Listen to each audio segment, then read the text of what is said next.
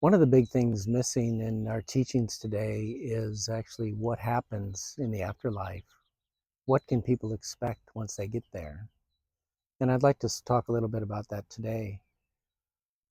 There's so much diversity in this world that we see around us, so much beauty, uh, so many different types of flowers and animals and trees. But in the afterlife, the diversity is even greater. The beauty is even greater. It's hard to comprehend for humans that something more beautiful than what we have here with its diversity and so can exist in the afterlife. One of the most interesting things that I find is that there are more sentient being species in the afterlife than there are here. Um, Human form angels, they exist and they're talked about, but there are also the smaller sentient beings, the gnomes, the fairies, the elves, who have a way of bringing joy and happiness and variety into everybody's lives. The fairies, they're so small. They live inside the blossoms, and they are so playful. They make their houses in the blooms. They make their dresses, their clothes out of um, pollen corns, and make such beautiful arrangements and decorate themselves with such beauty.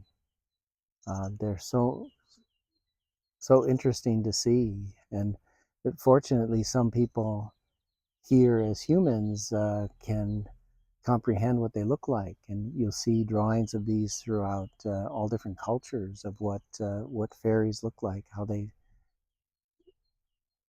they are here protecting also our blossoms and keeping our gardens well taken care of.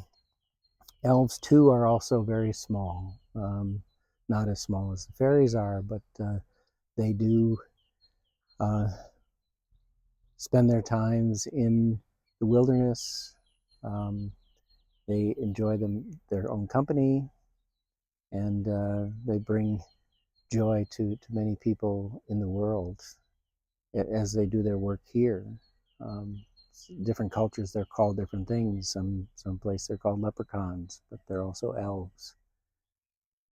And then, of course, there's the gnomes, the gnomes who are cantankerous peoples. Um, they're very funny. They're just really an amazing variety in sentience.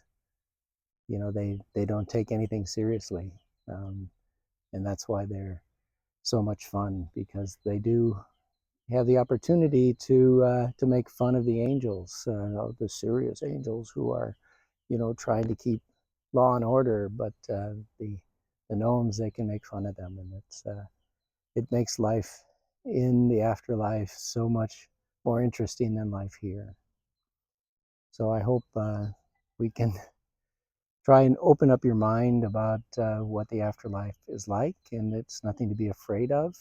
There's plenty of things to do there. It's not any place that you could get bored, because there is so much variety.